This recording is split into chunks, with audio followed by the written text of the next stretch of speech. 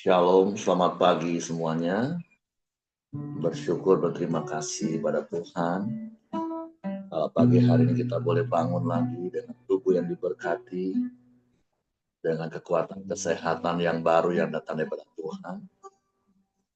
Bersyukur buat pemeliharaan Tuhan di dalam hidup kita. Kita boleh ada di minggu yang baru lagi, jelang hari-hari terakhir di tahun 2025. Bersyukur buat pemeliharaan Tuhan yang sempurna dalam kita. Suatu pagi hari ini kita mau menaikkan pujian, syukur, penyembahan sebab Tuhan yang layak dipuji. Bapa, kami bersyukur, kami berterima kasih kepadamu pagi hari ini.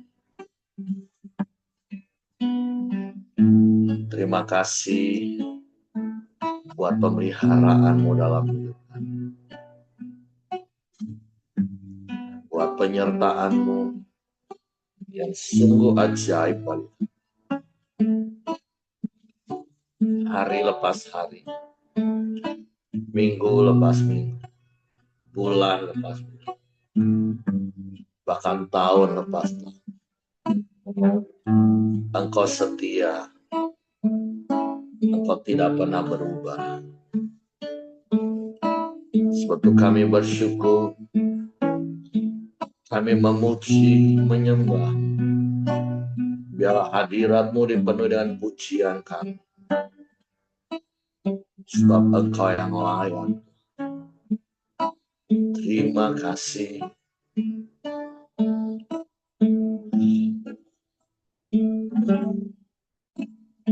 Yesus, kami puja,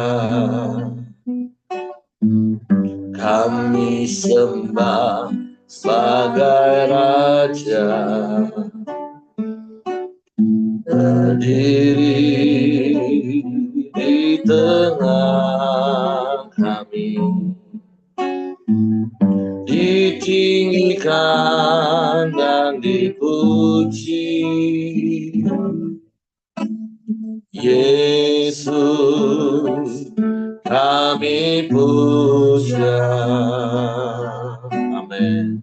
Kami sembah sebagai Raja, berdiri di tengah kami, ditinggikan dan dipuji. Sembah dan puji penuhi tatamu. Amin. Sembah dan puji penuhi tatamu.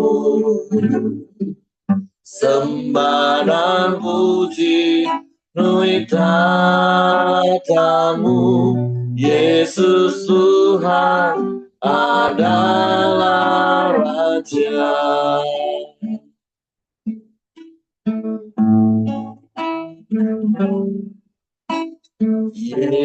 Yesus, kami puja. Amin. Kami sembah sebagai Raja, berdiri di tengah kami, ditinggikan dan dipuji. Yesus, Yesus, kami puja. Kami sembah sebagai Raja, berdiri di tengah kami,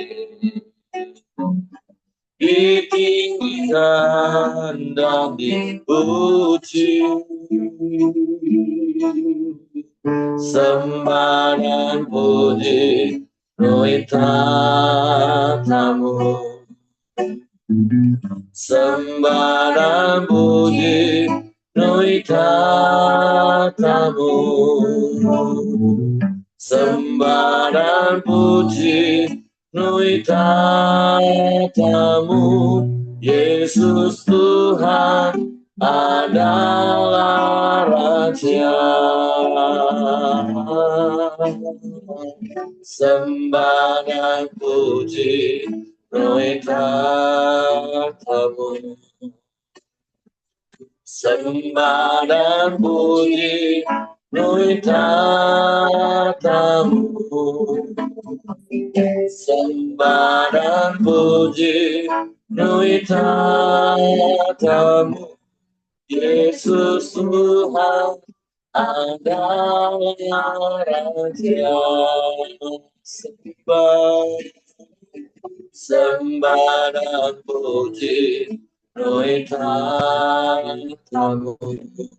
Amin. Sembah dan puji nui tatamu, sembah dan puji nui tatamu, Yesus Tuhan adalah Raja. Yesus Tuhan adalah Raja. Yesus Tuhan adalah Raja.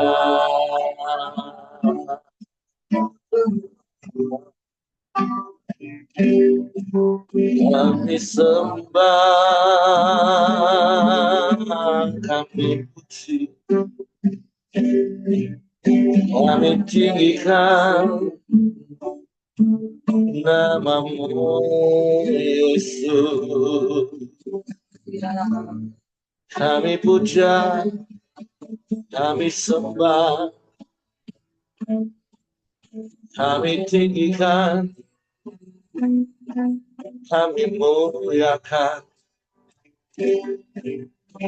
Haleluya,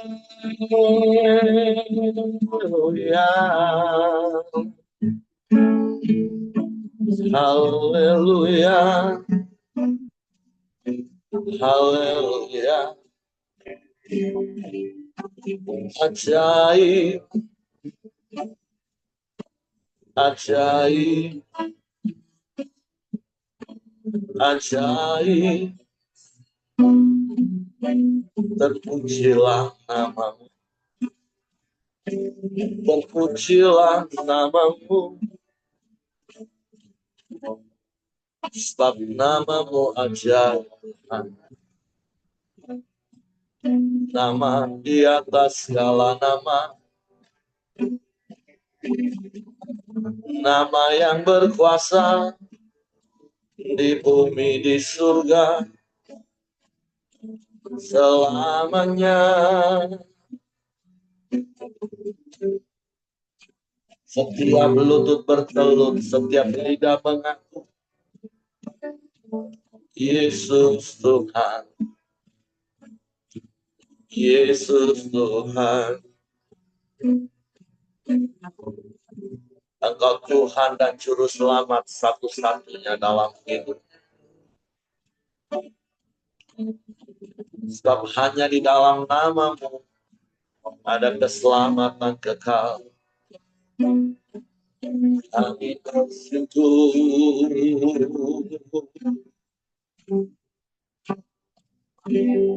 kami bersyukur,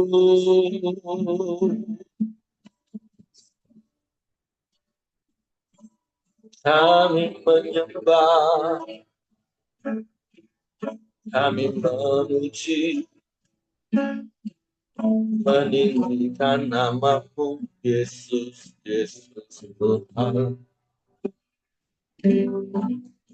Haleluya, haleluya. Terpujilah namamu, terpujilah namamu,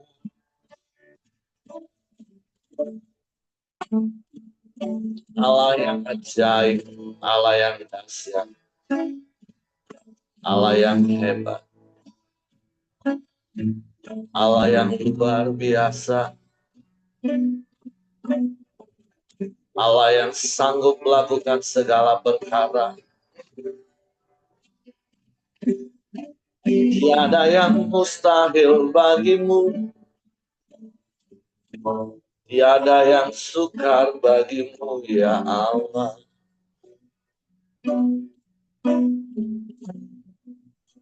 Terpujilah namamu,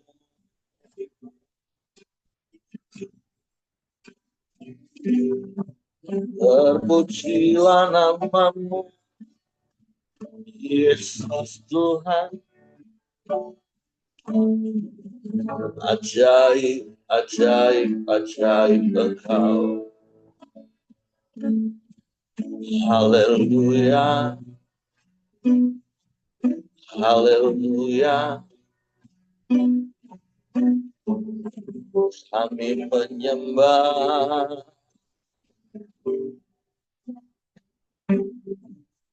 kami menyembah. Terpujilah namamu, terpujilah namamu. Haleluya. Ajaib Tuhan.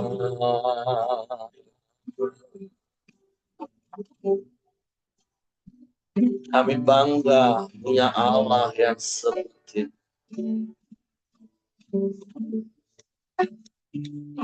Engkau Tuhan di atas segala Tuhan. Engkau Allah di atas segala Allah. Engkau Raja di atas segala Raja. Engkau yang berdaulat atas semesta. Sebab Engkau Allah pencipta langit dan bumi dengan segala isi.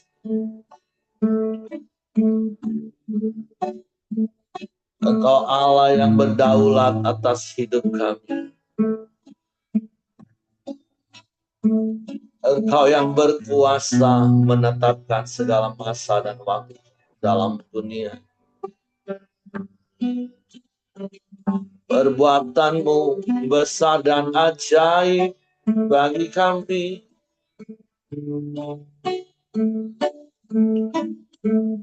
Kami bangga punya Bapa yang seperti kami aman di dalam-Mu. Sebab Engkau Immanuel, Allah yang beserta kami. Engkau Allah yang tidak pernah meninggalkan kami. Engkau yang tidak pernah membiarkan kami. Kami tak pernah sendiri. Sebab Engkau selalu ada. Kami aman di dalam-Mu. Kami tenang di dekat-Mu. Bahkan kami terus menikmati damai sejahtera-Mu. Menikmati sukacita-Mu. Sebab Engkau sumber segala sesuatu. Engkau sumber yang tak terbatas bagi kami. Kami bersyukur. Kami bersyukur. Terima kasih. Terpujilah namamu. Terpujilah namamu, Yesus. Haleluya. Haleluya. Ajaib, ajaib. Syukur bagimu, syukur bagimu. Haleluya, haleluya. Mulialah namamu, Yesus Tuhan. Terpujilah namamu.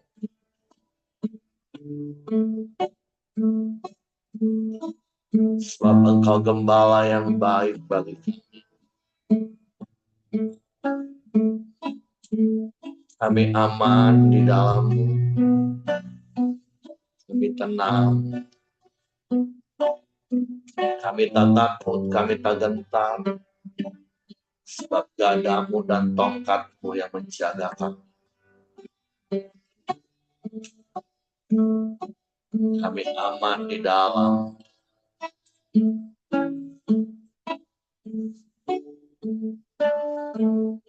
Haleluya.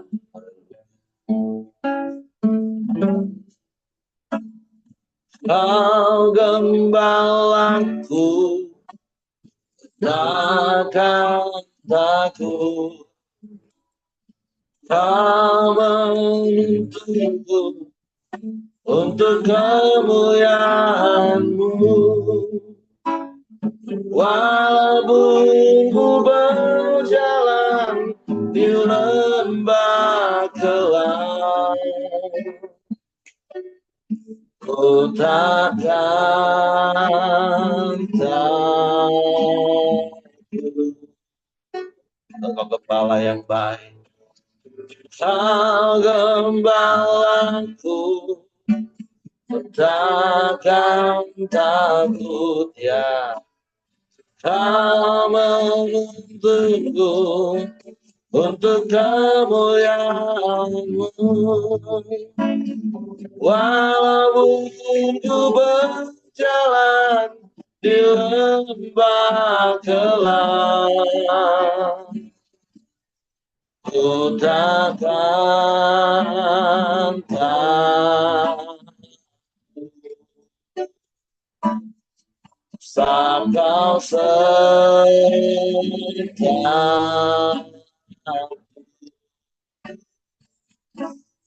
dalam-Mu, damaiku dapat dalam-Mu, sukacitaku dalam-Mu. Aku penuh dalam-Mu, Yesusku.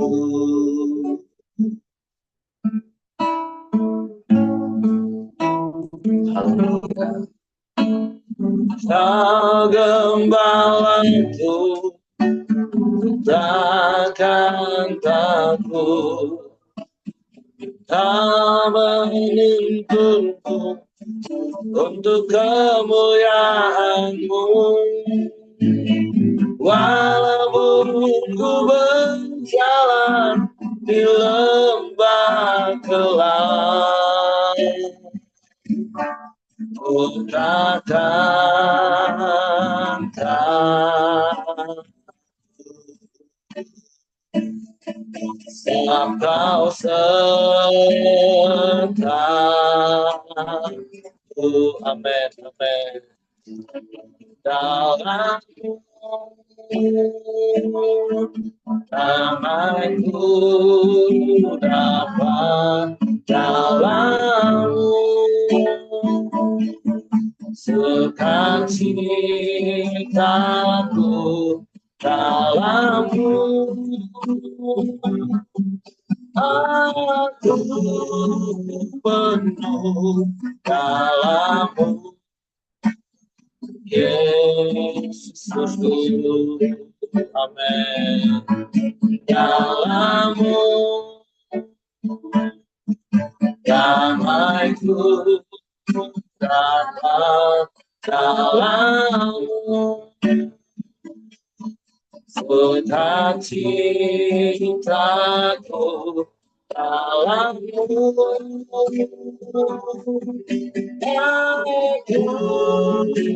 aku dalammu,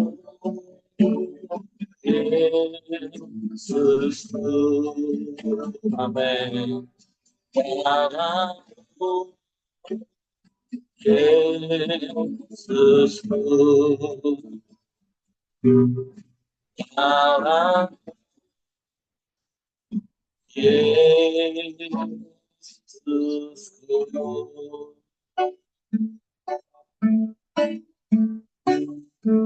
Kami mau terus tinggal di dalam-Mu,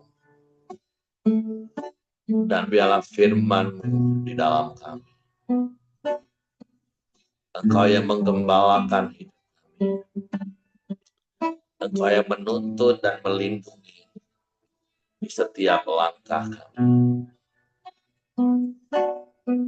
Terima kasih Tuhan. Suatu pagi hari kami siapkan hati kami lagi untuk mendengar firman-Mu, merenung, menjadi arahan bagi jalan hidup kami. Suatu Roh Kudus, tolong kami untuk mengerti dan memahami firman, sehingga kami percaya firman dan melakukannya dalam nama Yesus kami sambut. Haleluya, haleluya. Amin.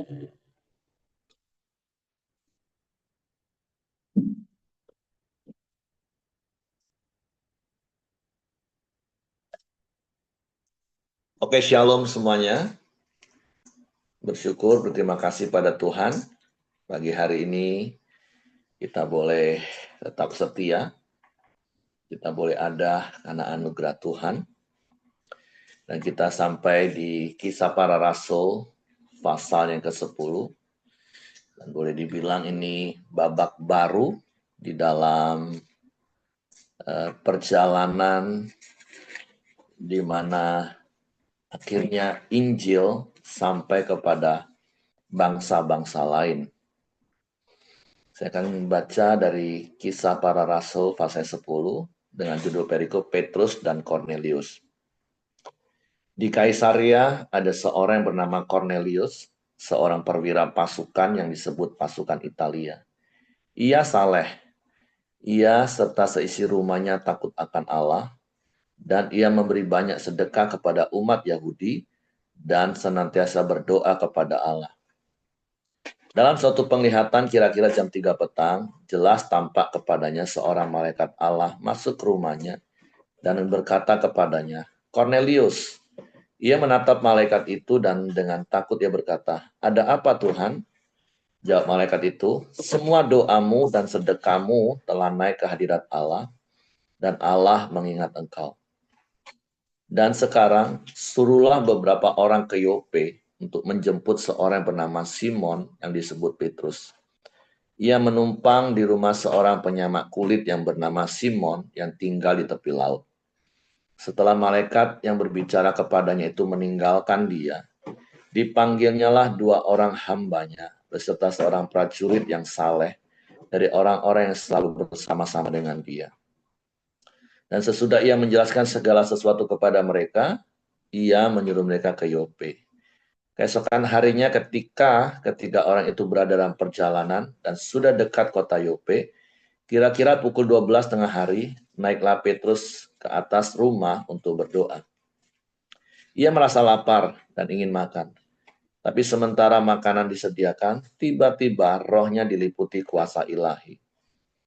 Tampak olehnya langit terbuka dan turunlah suatu benda berbentuk kain lebar yang bergantung pada keempat sudutnya yang diturunkan ke tanah. Di dalamnya terdapat pelbagai jenis binatang berkaki 4, binatang menjala dan burung. Kedengaranlah olehnya suatu suara berkata, bangunlah hai Petrus, sembelihlah dan makanlah. Tapi Petrus menjawab, tidak Tuhan, tidak. sebab aku belum pernah makan sesuatu yang haram dan yang tidak tahir.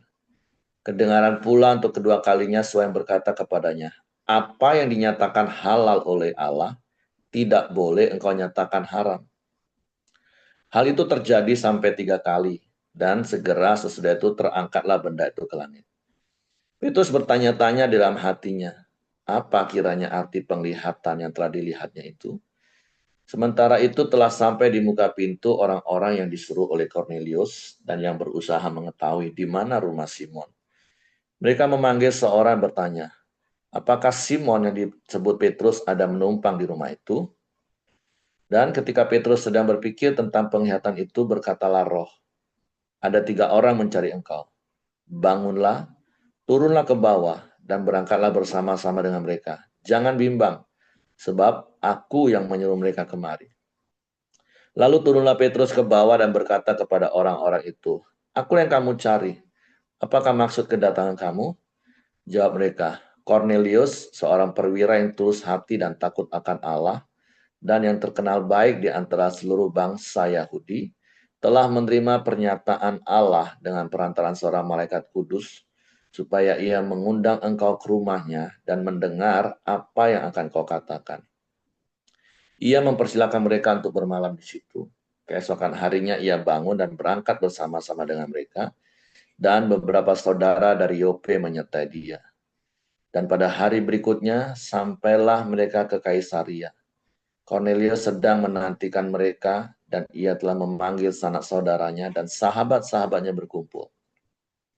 Ketika Petrus masuk, datanglah Cornelius menyambutnya dan sambil tersungkur di depan kakinya ia menyembah Petrus.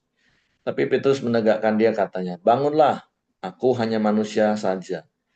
Dan sambil bercakap-cakap dengan dia, ia masuk dan mendapati banyak orang sedang berkumpul. Ia berkata kepada mereka, kamu tahu betapa kerasnya larangan bagi seorang Yahudi untuk bergaul dengan orang-orang yang bukan Yahudi atau masuk ke rumah mereka. Tapi Allah telah menunjukkan kepadaku bahwa aku tidak boleh menyebut orang najis atau tidak tahir. Itulah sebabnya aku tidak berkeberatan ketika aku dipanggil lalu datang kemari. Sekarang aku ingin tahu apa sebabnya kamu memanggil aku. Jawab Cornelius, 4 hari yang lalu, kira-kira pada waktu yang sama seperti sekarang, yaitu jam 3 petang, aku sedang berdoa di rumah. Tiba-tiba ada seorang berdiri di depanku, pakaiannya berkilau-kilauan. Dan ia berkata, Cornelius, doamu telah didengarkan Allah dan sedekahmu telah diingatkan di hadapannya. Suruhlah orang ke Yope untuk menjemput Simon yang disebut Petrus. Ia sedang menumpang di rumah Simon, seorang penyamak kulit yang tinggal di tepi laut. Karena itu segera kusuruh orang kepadamu, dan dengan senang hati engkau telah datang. Sekarang kami semua sudah hadir di sini di hadapan Allah untuk mendengarkan apa yang ditugaskan Allah kepadamu. Lalu mulailah Petrus berbicara katanya, sesungguhnya aku telah mengerti bahwa Allah tidak membedakan orang. Setiap orang dari bangsa manapun yang takut akan Dia dan yang mengamalkan kebenaran berkenan kepadanya. Itulah firman yang ia suruh sampaikan kepada orang-orang Israel, yaitu firman yang memberitakan damai sejahtera oleh Yesus Kristus yang adalah Tuhan dari semua orang. Kamu tahu tentang segala sesuatu yang terjadi di seluruh tanah Yudea, mulai dari Galilea, sesudah baptisan yang diberitakan oleh Yohanes, yaitu tentang Yesus dari Nazaret, bagaimana Allah mengurapi dia dengan Roh Kudus dan kuat kuasa. Dia yang berjalan berkeliling sambil berbuat baik dan menyembuhkan semua orang dikuasai iblis, sebab Allah menyertai dia. Dan kami adalah saksi dari segala sesuatu yang diperbuatnya di tanah Yudea maupun di Yerusalem. Dan mereka telah membunuh dia dan menggantung dia pada kayu salib. Yesus itu telah dibangkitkan Allah pada hari yang ketiga, dan Allah berkenan bahwa ia menampakkan diri. Bukan kepada seluruh bangsa, tetapi kepada saksi-saksi yang sebelumnya telah ditunjuk oleh Allah, yaitu kepada kami yang telah makan dan minum bersama-sama dengan dia, setelah ia bangkit dari antara orang mati. Dan ia telah menugaskan kami memberitakan kepada seluruh bangsa dan bersaksi, bahwa dialah yang ditentukan Allah menjadi hakim atas orang-orang hidup dan orang-orang mati. Tentang dialah semua nabi bersaksi bahwa barang siapa percaya kepadanya, ia akan mendapat pengampunan dosa oleh karena namanya. Ketika Petrus sedang berkata demikian, turunlah Roh Kudus ke atas semua orang yang mendengarkan pemberitaan itu. Dan semua orang percaya dari golongan bersunat yang menyertai Petrus tercengang-cengang karena melihat bahwa karunia Roh Kudus dicurahkan ke atas bangsa-bangsa lain juga. Sebab mereka mendengar orang-orang itu berkata-kata dalam bahasa roh dan memuliakan Allah. Lalu kata Petrus, bolehkah orang mencegah untuk membaptis orang-orang ini dengan air, sedangkan mereka telah menerima Roh Kudus sama seperti kita? Lalu ia menyuruh mereka dibaptis dalam nama Yesus Kristus. Kemudian mereka meminta Petrus supaya tinggal beberapa hari lagi bersama-sama dengan mereka. Nah, jadi melalui perikop di dalam Kisah Para Rasul pasal yang ke-10, seperti yang saya katakan tadi, ini adalah babak baru bagi perjalanan, ya kalau saya boleh pakai istilah kekristenan. Walaupun sampai pada Kisah Para Rasul pasal 10, kata Kristen juga belum muncul. Karena berkali-kali saya katakan Yesus tidak pernah datang membawa agama, apalagi agama Kristen. Yesus datang membawa sebuah anugerah, tawaran bagi umat manusia, yaitu untuk percaya kepada Allah di dalam diri dia, oleh karya salib tentunya. Dan dalam Kisah Para Rasul pasal 10 ini, maka sekali lagi saya katakan babak baru yang seharusnya murid-murid itu sudah mengerti sejak awal bahwa Allah mengasihi seluruh umat manusia. Bahkan ketika Yesus mau naik ke surga, maka pesan yang Yesus sampaikan, yang kita kenal sebagai amanat agung, bukankah Yesus sudah berkata, karena itu jadikanlah segala bangsa muridku, dan baptislah mereka dalam nama Bapa, Anak, dan Roh Kudus, dan ajarlah mereka melakukan segala sesuatu yang telah kuajarkan kepadamu.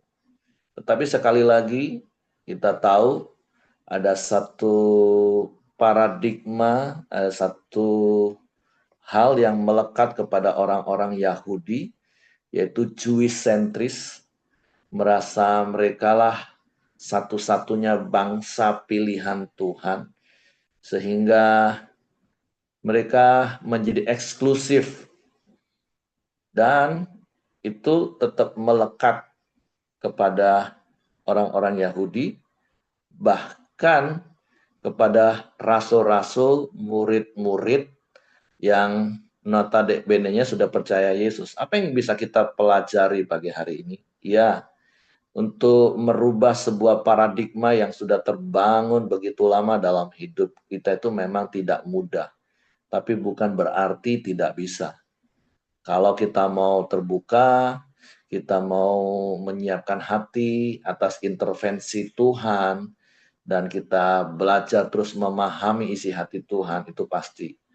Sama seperti ketika hari ini kita baca Petrus, bahkan nanti kita bisa baca di dalam surat Rasul Paulus kepada jemaat di Galatia.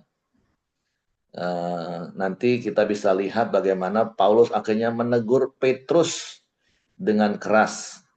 Karena satu masa ketika dia sedang duduk makan dengan orang-orang yang tak bersunat dari bangsa-bangsa lain, tapi waktu tiba-tiba muncul golongan orang Yahudi, tiba-tiba Petrus melakukan hal yang harusnya nggak perlu dilakukan. Dia meninggalkan kelompok itu dan kemudian dia bergabung dengan orang-orang Yahudi.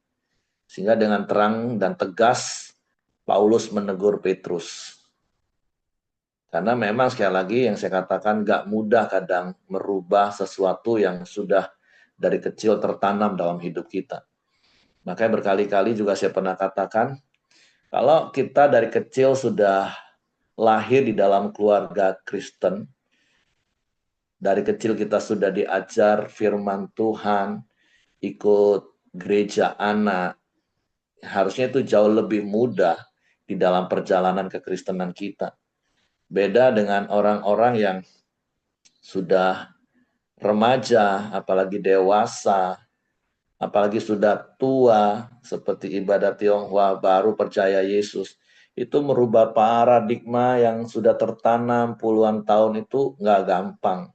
Butuh kasih karunia dan kesabaran untuk kita mengajar. Makanya berkali-kali juga saya selalu katakan ya kekristenan itu kehidupan.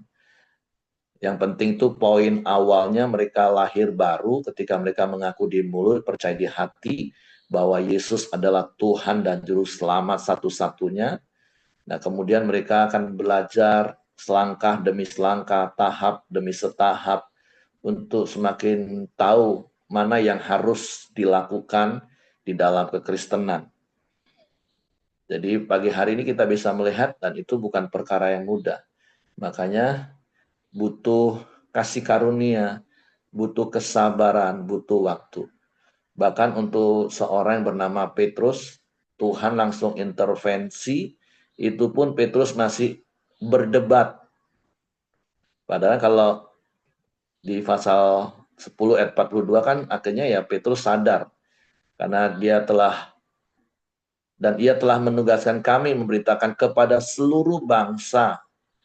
Nah, jadi Petrus tersadar kembali, diingatkan kembali bahwa waktu Yesus naik ke surga, ya memang mereka sudah ditugaskan untuk memberitakan kepada seluruh bangsa. Tapi ya sampai titik di mana kisah para rasul pasal 10 ini, Tuhan harus intervensi lagi. Sampai ketika dia dalam keadaan lapar, pengen makan, dari apa yang Tuhan berikan penglihatan kepada Petrus, yaitu ada kain hitam yang turun dan di dalamnya ada binatang-binatang yang menurut hukum Taurat yang difahami oleh Petrus sampai hari itu adalah najis, nggak boleh dimakan. Jangankan makan, disentuh pun nggak boleh. Tapi Tuhan berkata apa yang dinyatakan halal oleh Allah nggak boleh dinyatakan haram. Dan tadi dikatakan sampai 3 kali Petrus masih berdebat. Tapi sekali lagi ya kita belajar hari ini juga dari Petrus, seperti apa yang berkali-kali juga saya ingatkan, miliki kerendahan hati, miliki kelemah lembutan. Kenapa? Kita rendah hati supaya kita mudah diajar. Kita lemah lembut ya supaya kita mudah dibentuk. Jadi ya hari ini mari kita belajar untuk terus diingatkan untuk memiliki kerendahan hati, lemah lembut, supaya ketika firman Tuhan mengajar sesuatu yang sepertinya baru bagi kita, dan itu mungkin saja bertentangan dengan paradigma lama kita, tapi mari kita belajar untuk menundukkan diri pada apa kata Tuhan. Dan kita belajar dari apa yang kita bisa baca. Itu dari sisi Petrus. Nah, dari sisi Cornelius, ya kita tahu pada dasarnya semua manusia itu kan ingin mencari Allah. Dan kita tahu Allah itu juga Allah yang universal. Tapi usaha manusia untuk mencari Allah sekali lagi, itu tidak akan mungkin membuat hubungan yang telah rusak karena dosa, itu membuat manusia bisa kembali bersatu. Walaupun tentu dari sisi Allah, Allah tetap Allah yang berkuasa dan maha tahu. Dia berdaulat penuh dan dia punya hak prerogatif. Tuhan bisa menilai hati nurani, kesalehan, dan ketulusan.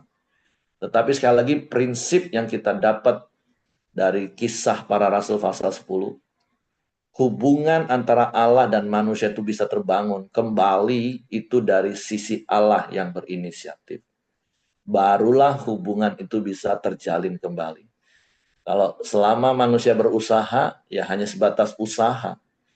Karena jelas, walaupun Cornelius bukan orang Yahudi, tapi dia berusaha untuk mencari Allah yang benar.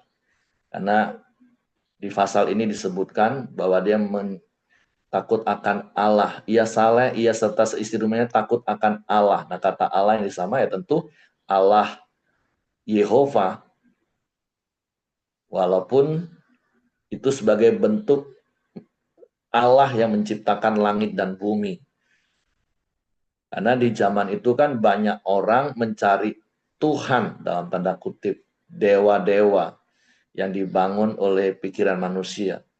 Tapi Cornelius menyadari ada pribadi yang maha besar yang menjadikan langit dan bumi, dan kepada Allah itulah yang mereka berdoa dan menyembah. Dan akhirnya Tuhan sekali lagi yang berinisiatif untuk membangun hubungan itu. Sehingga dia mengirim malaikat dan memberikan penglihatan kepada Petrus, sehingga akhirnya Petrus datang dan memberitakan tentang Yesus. Karena Yesus satu-satunya perantara yang dapat menghubungkan manusia dengan Allah atau Allah dengan manusia.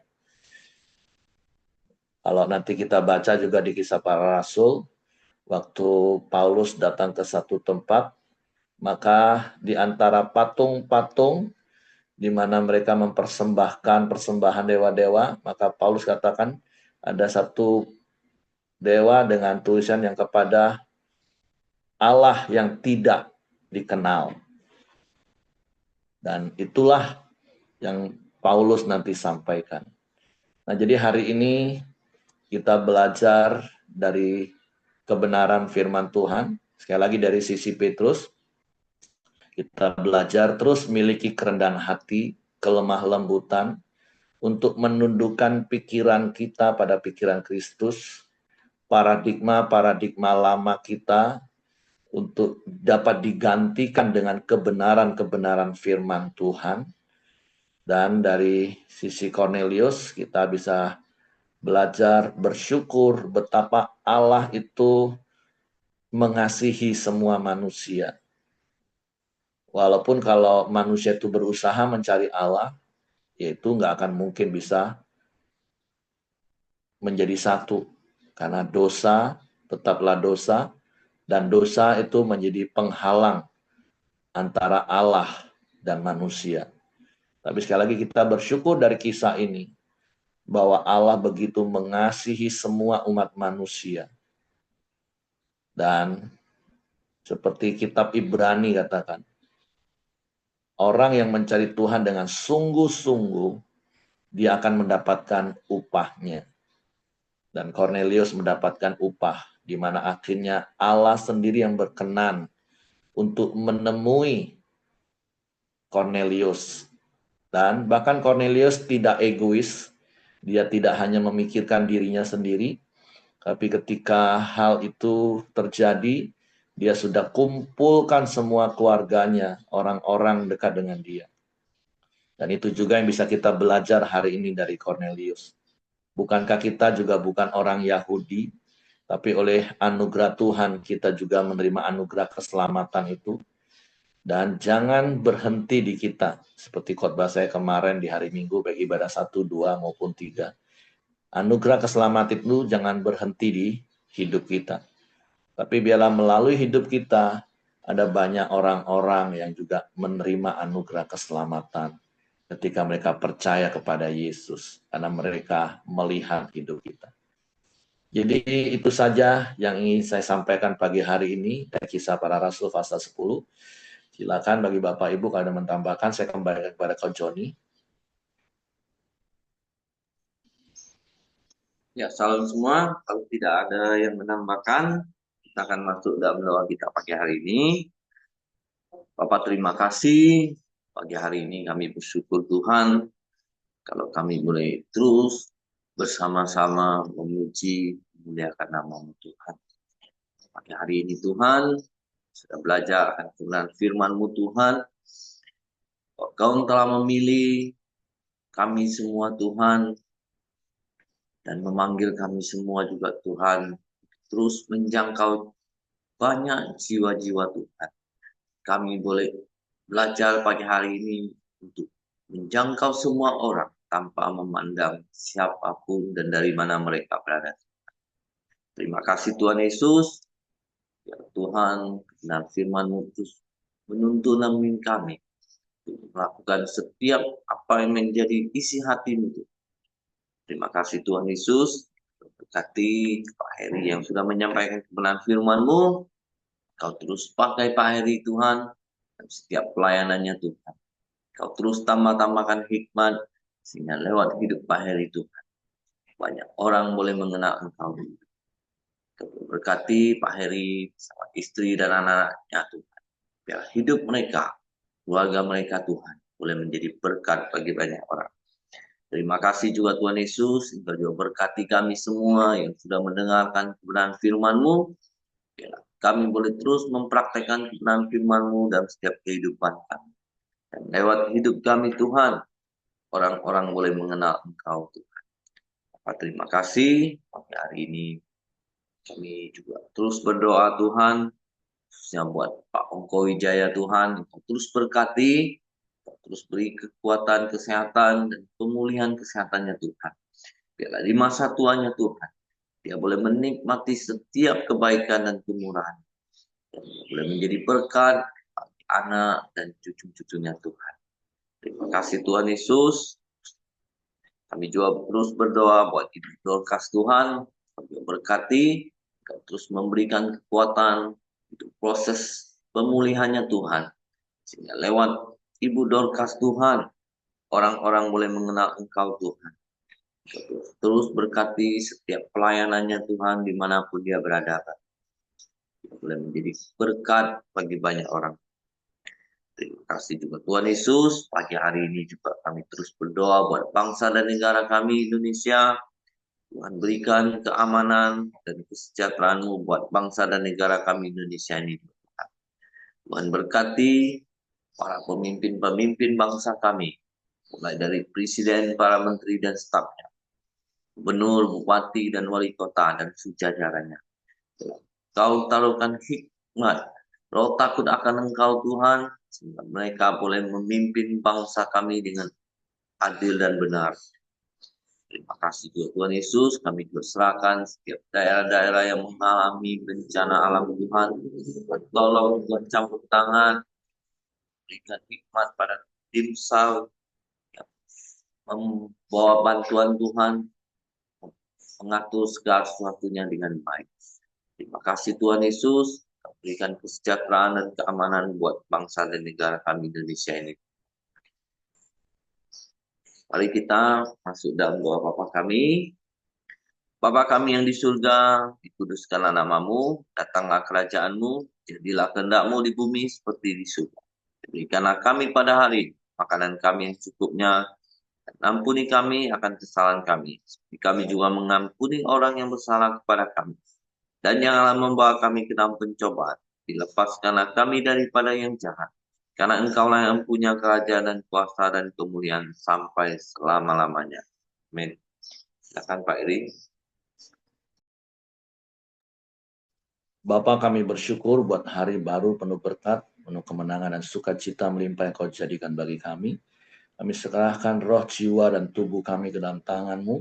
Tutup bungkus kami di kuasa darah Yesus, malaikat magar tempat tinggal kami, menyertai keluar masuk kami dalam seluruh aktivitas kami sepanjang hari ini.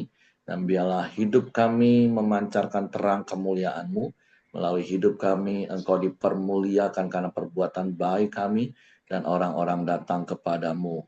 Terpujilah namamu Tuhan, kami berjalan bersamamu sepanjang hari ini, di dalam pimpinan tuntunan kasih karuniamu. Terpujilah namamu, bela kasih karunia Bapa, damai sejahtera dari Yesus Kristus, serta pimpinan persekutuan Roh Kudus menyertai kita sekalian mulai hari ini sampai Maranatha, Dia Yesus datang kali yang kedua. Di dalam berkat nama Tuhan Yesus Kristus. Haleluya.